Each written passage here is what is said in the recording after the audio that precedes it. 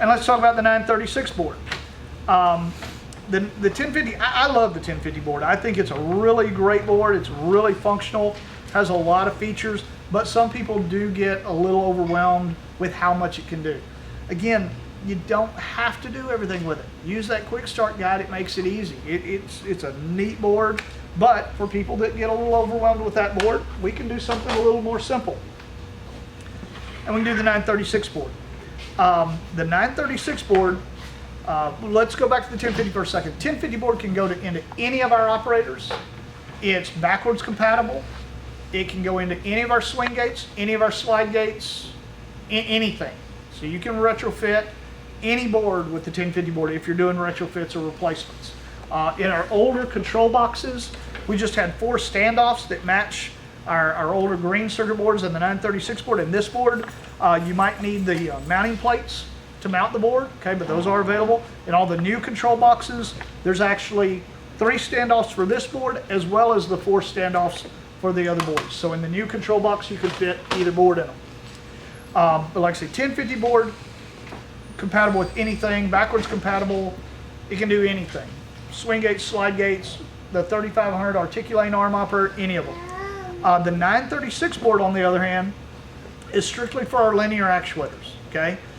We don't retrofit it into our slide gate operators, okay? Some people see this board as just a direct replacement for an 835, 836 board, and it functionally does everything that the 835, 836 board does, but not for slide gates, okay? We haven't got all the intricacies mapped out yet on the current settings and the amperage and the obstruction detection for slide gates, as well as it doesn't do UL 325 or 2018. This board won't require you to put 2 safeties on it, so we don't put this on our slide gates, okay? So slide gates, everything else, 1050 board. For the linear actuators though, the 816, the 416, or the Titan, this is your guy right here. It's a great board. A lot more simple than the 1050 board for some people. Still has a lot of features, but it is a little more simple. This board is designed primarily for solar applications, so there's no main DC power coming in. That's sometimes a question that I want to go back and hit real quick. I know I keep jumping back and forth, but main DC power input, people see this on the board, and then the instructions, it says, you know, this is designed for a high power transformer, 20 amp, 12 to 24 volt DC transformer. And they're like, well, where do I get that transformer from? You know, do I need that? You know, where do I buy it? You don't need that. This input is for our commercial machines. Our commercial machines already have one of these big high power transformers in them. That power connects here and it runs the system. And they simply plug in where it says Blue Bus. I can either power the board back down and power it back up and let it rescan. 6.9, it's doing the Blue Bus scan. Because this board never had photo eyes hooked up to it, or maybe it did have photo eyes hooked up to it, these may be a different jumper setting, and it may still give us an E1 error message. And that's okay if it does that, which it did. It just means that these photo eyes are different than what it knew last time. Now, again, this board is strictly for the linear actuator residential swing gate systems. It can be single or dual with either the 816 actuators or the Titan actuators. Down here at the bottom of the board, you've got connections for motor 1 and motor 2, and between them is something we brought back. That's the emergency bypass.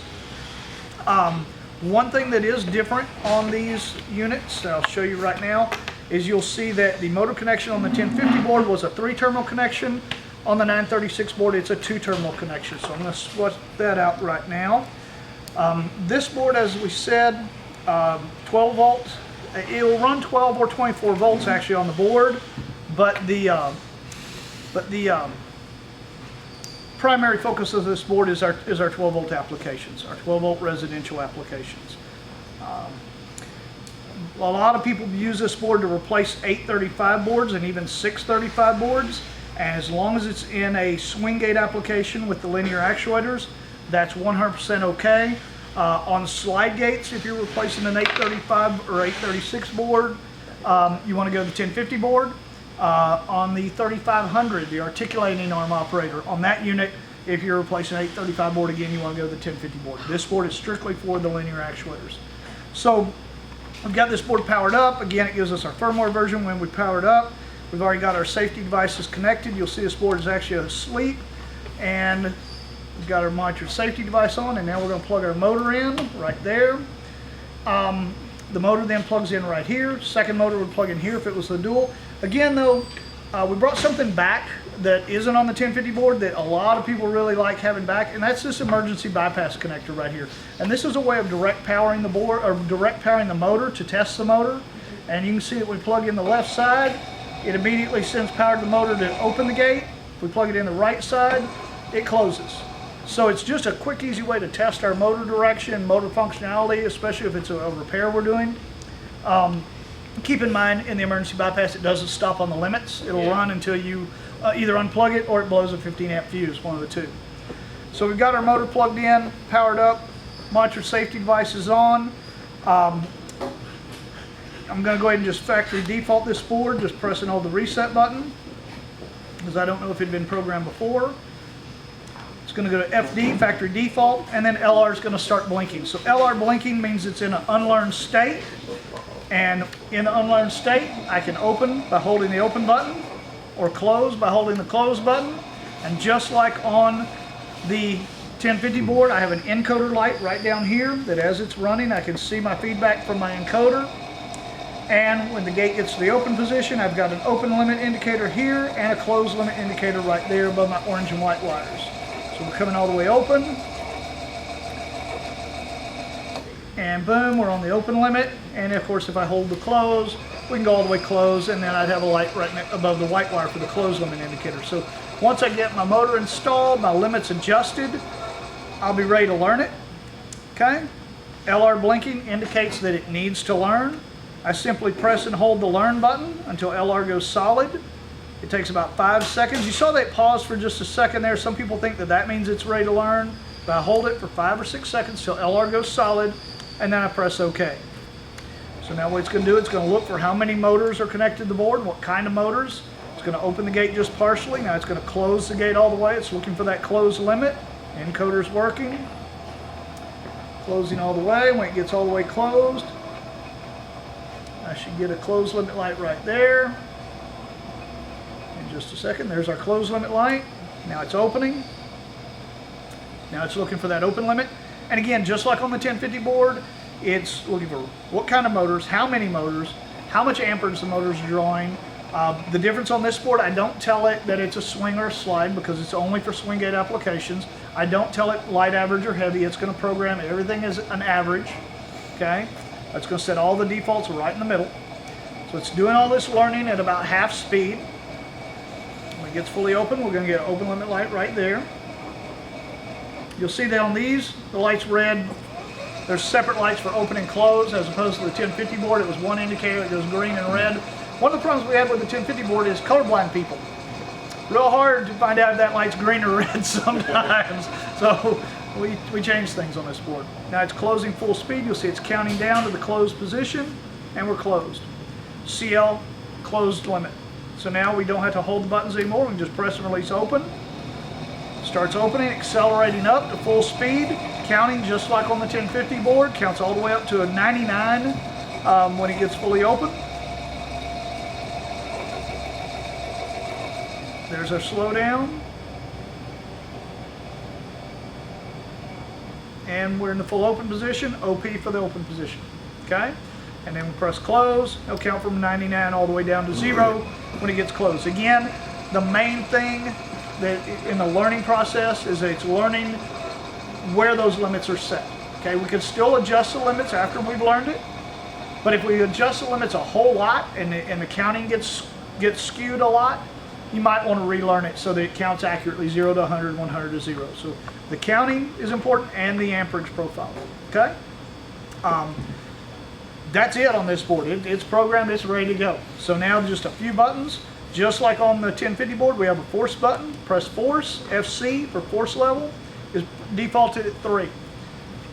It's 1 to 5 on this board instead of 1 to 10 on the 1050. So I can go up to 5 or down to 1. Change it to wherever I want. I'm going to go with 4, press OK. The higher the number, the harder it pushes before it senses an obstruction.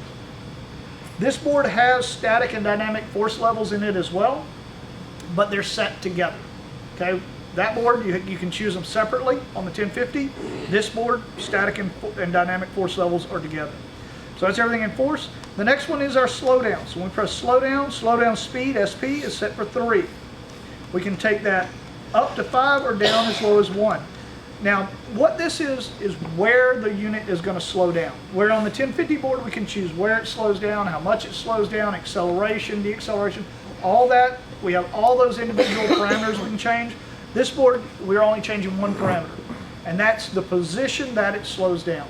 So when we go into slowdown, it says SP, okay? If we have it set to 1, that means it's going to slow down 5% before the limit switch.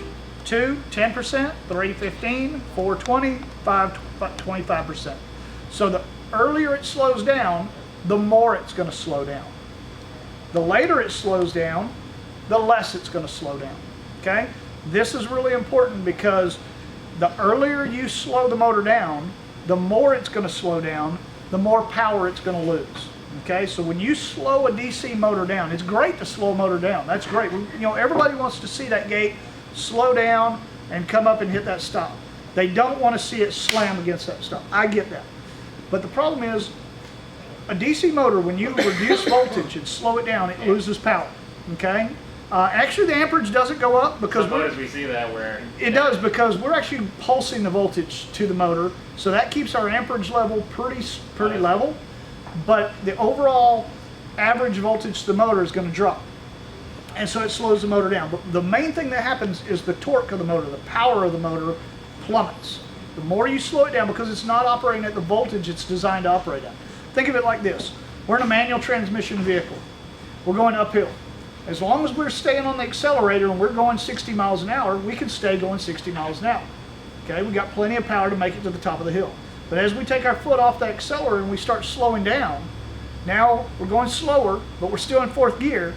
At some point, we're going to lose, the engine's going to lose so much torque that it's going to stall and not make it to the top of the hill. Okay? Same thing with the motors. When you slow a motor down and you're lowering that voltage, it's losing torque.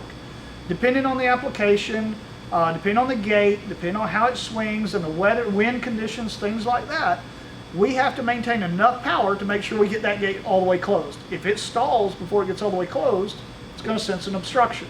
Okay? So it's important when we're adjusting the slowdown value to set it as low as possible to still get enough slowdown that we like the way the gate's closing, but we don't want it slowing down too much. Okay? So pressing slowdown, SP, again, we can control it to slow down from 5, 10, 15, 20, or 25% before the limit.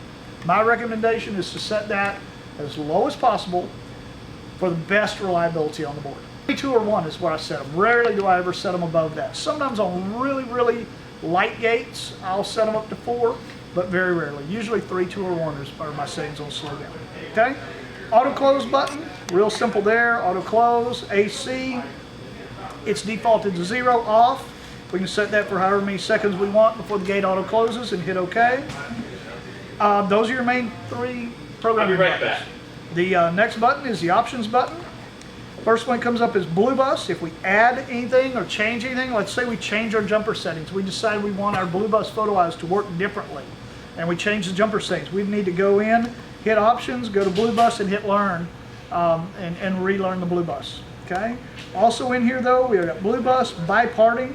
We can put in a biparting delay if this was a dual gate system, up to 5 seconds of delay between the 2 operators.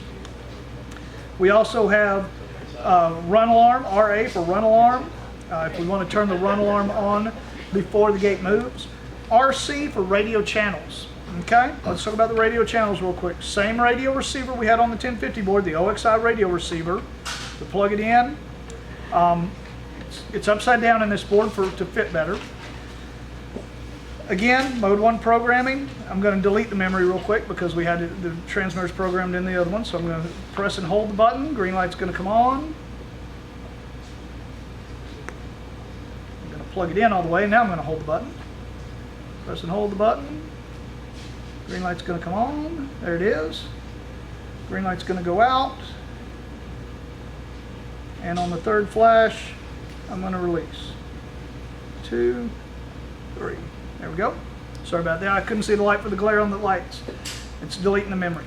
Okay, so programming transmitters in is going to happen just the same as we did on the 1050 board. 99% of the time we're going to use mode 1 programming. Programs a whole transmitter at one time. So press and hold the button until the green light comes on solid. Green light's on solid. Press and hold the transmitter until the green light goes out. Green light's out. Blinks 3 times. This transmitter is programmed in completely into the receiver.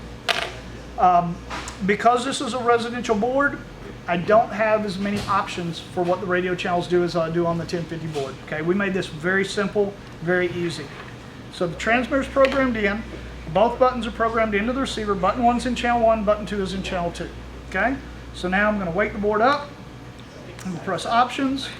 I'm going to go down to RC for radio channels and press OK. Right now it's set to option 1. Option 1 means that button 1 is going to open, stop, and close the gate. Button 2 isn't going to do anything. If I change that to option 2, now button 1 doesn't do anything, and button 2 opens, stops, and closes the gate. So what this does is, let's say we have a circle driveway. We have a gate operator on one side and a gate operator on the other side. We can set one of them to RC1, the other one to RC2, and button 1 will activate this set of gates, button 2 will activate this set of gates. Okay? We also have, though, an option, get back in here, for 3. Option 3, if we select that, button 1 is back to open, stop, and close, and button 2 is set for toggle and latch, just like we programmed it on the 1050 board, where if we want to lock that gate open. So those are our only options on this board with the OXI receiver. Button 1, open, stop, close. Button 2 does nothing. Button 2, open, stop, close. Button 1 does nothing. Or option 3, where button 1 is open, stop, and close, and button 2 locks the gate open. So we've got it programmed. Button 1, you'll see the board was in standby. Gate's opening. Button 1 again, it stops it. Button 1 again, it closes it. Of course, I have the timer to close turned on for 8 seconds, I believe I set it for. Let's see what that is. Okay. AC, 7 seconds. Okay, so if I open the gate, it's going to go all the way open. 7 seconds later, close automatically. Unless I hit button number 2, it's going to lock the gate open. So still all the functionality I need out of the transmitters, just not as much as what the 1050 board can do, you know, with all different channels and stuff. So just 3 options. So under options again, options, blue bus, biparting, run alarm, radio channels, standby. Standby is on by default on this board. Because this is a residential and mainly solar board, it's on by default. So you don't have to worry about putting this board into standby. It's already going to do it. And standby, solid lock. I do have a solid lock output down here. That output is turned off by default. If I turn it on, it puts a little delay on the gate, so that it gives that time for that solid lock to release before the gate moves. So that's why we turn that output off, so that the gate doesn't see that ½ second delay. So options, solid lock, P1 and P2. So P1 and P2 are optional inputs. This is P1 right here. This center terminal right here is P1. And this is P2, the center terminal right here. By default, these 2 inputs are set to 0. That's their default setting, and that means that these 2 inputs are step-by-step inputs. We can open the gate, stop the gate, close the gate by shorting this input to ground. So we can hook up a radio receiver, an external, a hardwired keypad or something like that. Anything that we would want to open, stop, and close the gate. We've actually got 3 step-by-step inputs on the board here, here, and here. And these inputs, again, when we short them to ground, tells the gate to open, stop, close. So we can hook up a number of accessories. But on this board, just like on the 1050 board, if we choose not to use the blue bus photo eyes, if we want to go to something with a 300 hertz pulse output, like EMX IRB RET, that reflective photo eye that has a 300 hertz pulse output, I can change one of these 2 inputs to be a monitored 300 hertz pulse input. That's where you go in and change P1 or P2. Okay? But other than that, if you're using the blue bus photo eyes, it's just quick, it's easy, you plug them in, they work. No programming changes, no nothing. It's just very, very straightforward. And that's it on this board. There's really not anything else to do. You saw on this board that when I first plugged it in, helps if I make it go to sleep first. All right, it's powered down. When I first plug it in, it says 6.9 on the display. 6.9, we released as a good firmware. It works really well for single gate applications. If you're having any dual gate applications where you're seeing any limit variance, we probably want to upgrade them to 7.1 firmware. One of the beautiful things about this board, many beautiful things about this board, is that we can flash the firmware in the field, okay? So to do that, first thing we do, power the board down. Well, first thing we're going to do is email the customer the file with the 7.1 firmware. All they have to do is put it on just a regular, simple USB flash drive, okay? The smaller, the better. Don't put it on, a 2 gig flash drive. Put it on, this is like a 16, okay? It's small. The smaller the flash drive, the faster the board can find it and load the firmware. So we power the board down. We have our firmware. This is 7.1 firmware. I actually label my USB drives so I know what firmware is on them. First thing we have to do is there's a little jumper here that's stored on there's 2 pins over here to the left of the USB program port, and this jumper is stored on just one of the 2 pins, okay? We need to take it off. We need to make sure that the jumper gets put on both of the pins and plugged in. It's a little bit hard to do when you are blind like me, but once we get the jumper on the 2 pins, we take our USB flash drive and we plug it in. I rarely get them in the right way the first time. And then with the jumper on, USB plugged in, firmware on the USB drive, we simply plug the power in, and you'll see that it's not lighting up like it normally does. It's loading the firmware, and when it's loaded, it'll give us a new firmware version right there, 7.1. So I just put, what'd that take, 5 seconds, 6 seconds? I just put 7.1 firmware on it, unplug power, unplug the USB drive, make sure we take the jumper off, okay? You can put the jumper in the bottom of the box or put it in your pocket, or you can store it back on the bottom pin. It doesn't matter. What's important is that the jumper comes off the 2 pins and is not connected together. If you leave that jumper on there and power it back up, it will think you're trying to load new firmware and it won't power up. So we've got the jumper off. Chasing cursor, 7.1 firmware. It's doing a Blue Bus scan. Same Blue Bus photo eyes are hooked up as they were before. I don't even have to relearn this board. It's got new firmware, new functionality. I don't have to relearn it. I probably should, but I don't have to. You can see that it's on the close limit. I can hit open, and boom, it's still operational. I upgrade firmware that quick. So this board, it's a real easy to upgrade firmware in the field. Remember, dual gate applications, if there are any issues, let's email them that 7.1 firmware. If you need it, I can email it to you. I've got complete instructions. All they got to do is put it on a small USB drive. The USB drive doesn't need to be clean. It needs to be clean. Nothing else on it. Because, again, the more stuff that's on here, the harder it is for the board to find that firmware and load it. So just an empty, small USB flash drive. And that's it for reflashing the firmware. That quick, that easy. 6.9, no problems with single gates. It's only with some duals that we have issues with.